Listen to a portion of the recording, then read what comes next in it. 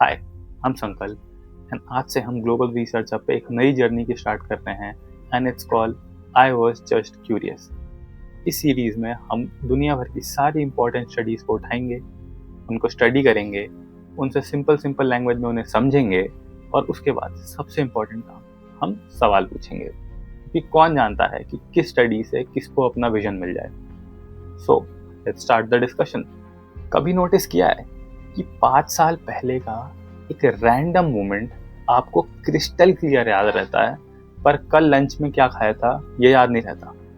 College के first day का awkward moment पूरा याद है, पर कल लेक्चर स्लाइड्स में क्या पढ़ाया गया कुछ याद नहीं। So the important question is कि हमारा ब्रेन कैसे कॉम्प्रिहेंड करता है कि क्या चीज़ याद रखनी है और क्या चीज़ नहीं याद रखनी है।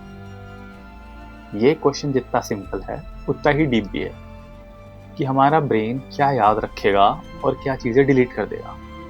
सो इसको समझने के लिए येल यूनिवर्सिटीज़ के रिसर्चर्स ने एक रिसर्च किया और आज हम उसी रिसर्च के थ्रू इस टॉपिक को समझेंगे।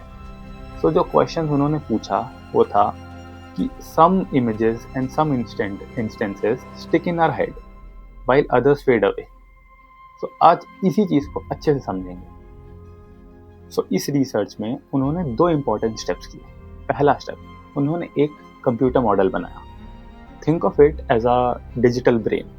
सो उस मॉडल का काम क्या था कि हम उसे कोई एक इमेज देते हैं तो पहले वो उस इमेज को कंप्रेस करता था और फिर जब इमेज कंप्रेस हो जाती थी उस कंप्रेस्ड इमेज से वो वापस पूरी इमेज को रीजनरेट करने का ट्राई करता था। So this was the work of the computer model that they made. ठीक, अब मॉडल बन गया।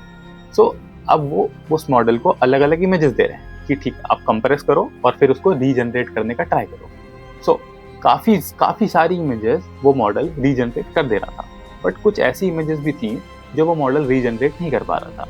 कुछ इमेजेस में इमेजेस डिस्टॉर्टेड आ जा रही थी, कुछ इमेजेस वो इनकरेक्ट रीजनरेट कर दे रहा था। उसको बहुत प्रॉब्लम्स हो रही थी इन कुछ इमेजेस को रीजनरेट करने। सो इसी के साथ हम आ जाते हैं हमारे सेकेंड पार्ट था द ह्यूमन ब्रेन।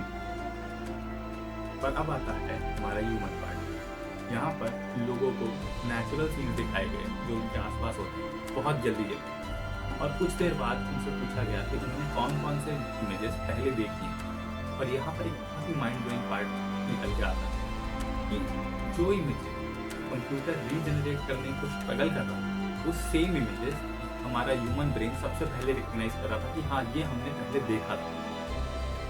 और सबसे जल्दी रिकग्नाइज करने के साथ साथ उन्हें बहुत ही क्लियरली याद कि जो पैटर्न रिकग्निशन था वो बहुत तेज था उन इमेजेस के लिए जो कंप्यूटर रीजनरेट नहीं कर पा रहा था। तो इसका मतलब जो हमारा ब्रेन होता है वो हमारी बोरिंग चीज़ों को बैकग्राउंड नॉइज मान लेता है, जैसे रोज का क्लासरूम, रोज का खाना, रोज की चाय, इन चीज़ों का भूल जाता है। बट सरप्राइजिंगली जैसे ही ब्रेन को कुछ अलग दिखता है वो अलर्ट हो जाता है और उसे याद रह जाती है। जैसे आप लाइब्रेरी के पास बैठे हो और कोई वहाँ पे चिल्ला के लड़ने लग जाए, आप खाना खाने गए हो और खाने में से कुछ बाल निकल जाए या फिर कुछ अलग सा सरप्राइजिंग मिल जाए आपको, या आपका कोई टीचर है वो आपको आपके क्लासेस में मीम्स दिखा दे। तो ये सारी चीज़ें जब आपका ब्रेन रिकग्नाइज करता है कि अच्छा ये कुछ अलग हुआ है तो उसको वो लॉन्गर पीरियड ऑफ टाइम के लिए याद रखता है और वो कभी नहीं भूलता, कभी भी नहीं, बट वो नहीं भूलता।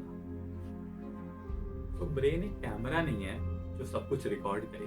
ब्रेन बेसिकली एक स्टोरी टेलर है जो हमारी प्रिडिक्टेबल और नॉर्मल चीज़ें होती हैं उनको शॉर्ट नोट्स बना के रख देता है, और जो हमारी सरप्राइजिंग और अच्छी चीज़ें होती हैं जो हमें अनएक्सपेक्टेड होती हैं वो उस पर थोड़ा ज़्यादा एफर्ट उस पर ज़्यादा काम करता है।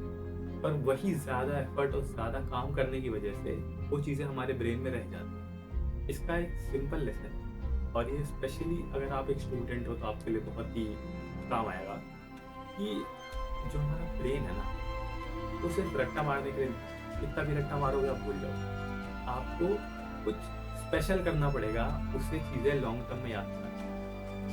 आपको उसे अपनी लाइफ से जोड़ना, आपको कुछ सिली एनालॉजीज बनानी पड़ेगी। जैसे पीरियोडिक टेबल आपने देखा होगा, हम केमिस्ट्री में पीरियोडिक टेबल याद करते हैं दो दो वर्ड्स के एलिमेंट है, हमें वो नहीं याद होते, बट वो बड़ी बड़ी एनोलॉजीज हमें याद हो जाती है। क्यों?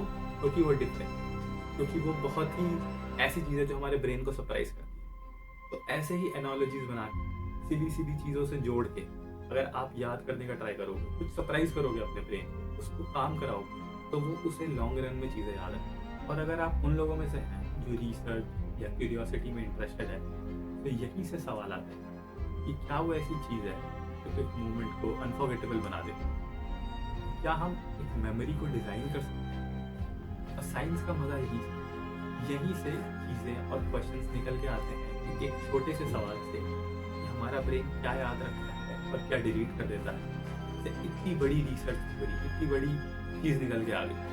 तो अगली अगर आपको कोई मेमोरी बहुत रैंडम याद है, आपको 6th क्लास में देखिए आपको वो ब्लू साइकिल याद आए, आपको ये समझ लेना है कि आपका ब्रेन उस चीज़ पे कुछ ज़्यादा काम करता है, and that is why it's